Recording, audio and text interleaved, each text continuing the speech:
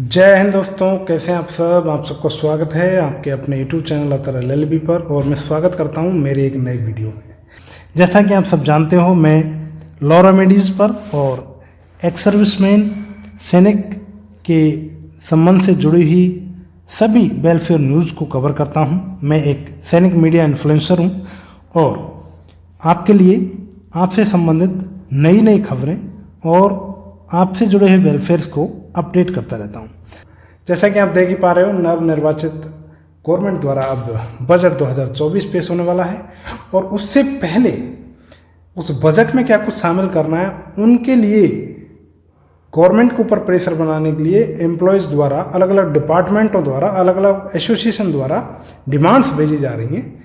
उन डिमांड्स के बारे में ही आज इस वीडियो में बात करने वाले हैं।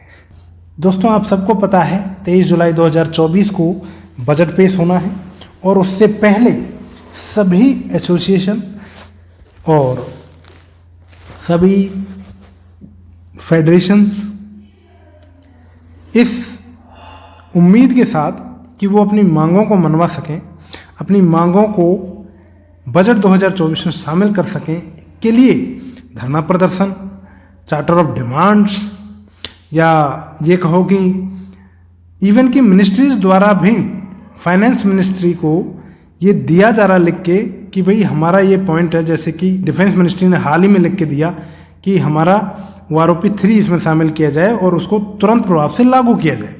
एज लाइक एज दैट कि रेलवे की तरफ से गोपाल मिश्र जी के जो डिपार्टमेंट हैं उनकी तरफ से रेलवे एसोसिएशन की कुछ डिमांड्स हैं, उनके लिए 15 तारीख को एक मीटिंग भी हेल्ड होनी है।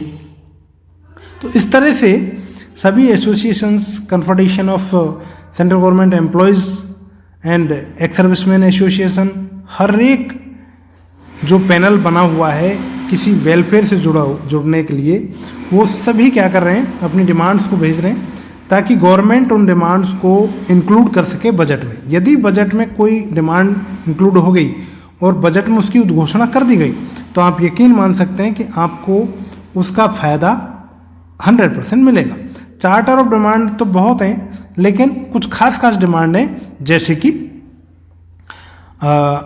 8वें वेतन आयोग का गठन, 18 महीने के बकाया महंगाई भत्ता का बकाये के बारे में बात की गई है, कम्यूटेशन की रिकवरी, जिसमें कोर्ट ने यह आदेश दिया है कि 11 साल में रिकवरी होगी, लेकिन आर्मी लॉ के तहत ये क्लियर सा मेंशन है कि 11 साल में रिकवरी नहीं होगी।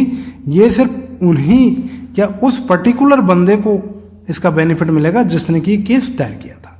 तो कम्यूटेशन की जो एनोमलीज हैं उसके बारे में, ओल्ड पेंशन स्कीम जो कि 2004 1 जनवरी से क्या कर दी गई थी, डिसकंटिन्यू कर दी गई थी, उसको लागू करने के बारे में प्रेशर दिया जा रहा है। और अन्य इस तरह की बहुत सारी डिमांड्स हैं, एक्स सर्विसमैन की, रेलवेज़ की और डाक विभाग की एंड अलग अलग डिपार्टमेंट जो भी सेंट्रल गवर्नमेंट के हैं उनकी। जैसे कि आप देख ही पा रहे हैं, सुनते होंगे, अभी रिसेंटली उत्तर प्रदेश सरकार ने ओल्ड पेंशन स्कीम को लागू कर दिया है। तो उससे 33,000 से भी ज़्यादा जो हैं शिक्षकों को उसका लाभ हुआ है। तो जब स्टेट गवर्नमेंट इसको लागू कर सकती है ओल्ड पेंशन स्कीम को, तो जाहिर है सेंट्रल गवर्नमेंट को भी ये लागू करनी चाहिए।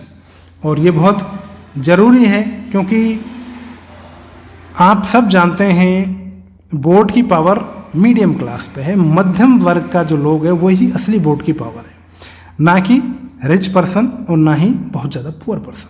दोस्तों, मध्यम वर्ग एक ऐसा वर्ग है जो कभी भी आसानी से किसी जगह पर डाइवर्ट नहीं होता है, तो वो अपनी मांगों को मनवाए बिना नहीं रहता है।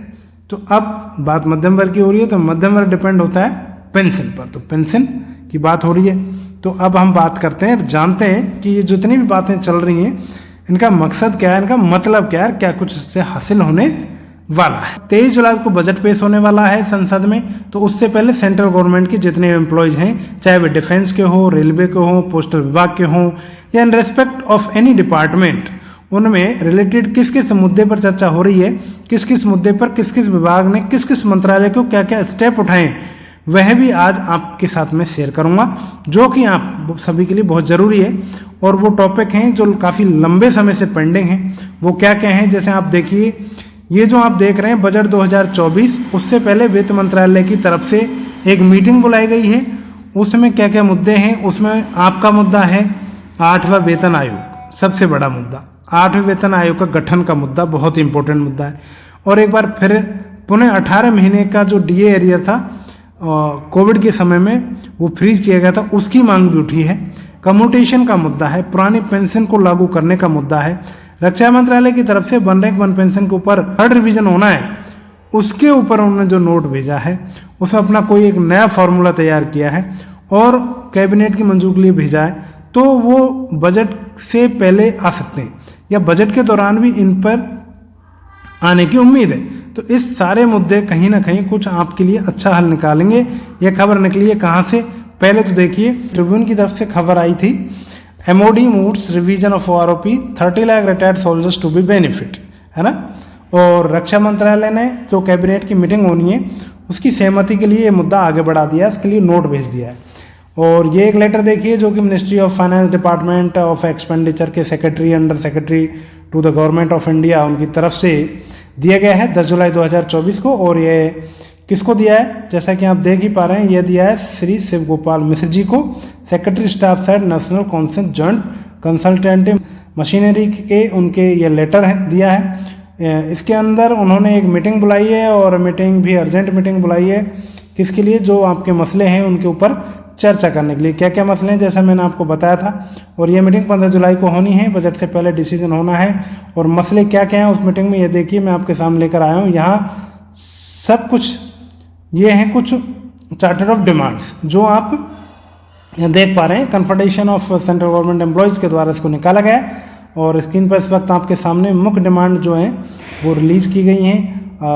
रिलीज ऑफ 18 मंथ्स DAR जो कि कोविड के टाइम में बंद कर दिया गया था, उसकी मांग है। दूसरी है restoration of cute part of pension, commutation की बात की गई है, कम्यूट पार्ट, और restoration of commutation part of pension recovery की बात की गई है। और उसका 15 साल की वजह से 12 साल में रिस्टोर किया जाना चाहिए, एक डिमांड है। और आप देख पा रहे हैं दूसरा, रिमूव 5 ईयर सीलिंग ऑन कंपनसेंट, जो ग्राउंड पर अपॉइंटमेंट होते हैं जो कि 5 साल की सीलिंग्स हैं, उसको रिमूव करने की बात करते हैं। इस तरीके की बहुत सारी डिमांड्स आपके जो हैं इसमें हैं। और मैं आपको बता दूं क्या क्या डिमांड्स यहाँ पे रखी गई हैं। और एक डिमांड है fill up all vacant post of all the cadres in all department, stop outsourcing and contractorization in the government departments. And अगली खबर है ensure domestic function of the association. And next है grant of recognition of association and federation which are pending, withdraw the derecognition order of the postal GRC union and stop imposition of rule 15(1)(c) service association and regularization of casual contractor labor and guards employee, grant equal status to employee of the autonomous bodies to the central government employees। इस तरह की खास खबरें हैं।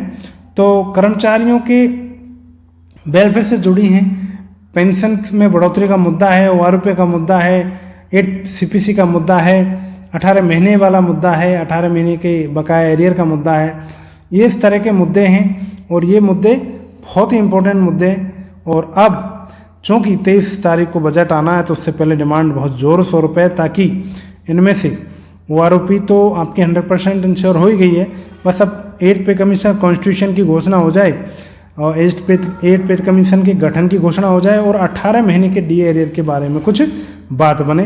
साथ में MSP का मुद्दा बिल्कुल ना भूले गवर्नमेंट को। कॉमन मैन से भी यदि आप पूछोगे कि MSP सबको इक्वल क्यों होनी चाहिए तो वो बताएगा कि MSP मिलिट्री सर्विस पे उस बंदे को दिया जाता है जो मिलिट्री में सर्विस करता है, और वो उस सर्विस के लिए दिया जाता है। जैसा कि आप जानते हैं कि जब गोली लगनी होती है तो वो गोली ये नहीं देखती है कि ऑफिसर की बॉडी है, ORS की बॉडी है, GSU की बॉडी है, तो तो वो सबको हिट करती है और उसके एवज में जो मिलिट्री सर्विस पे है वो सबको बराबर मिलनी चाहिए।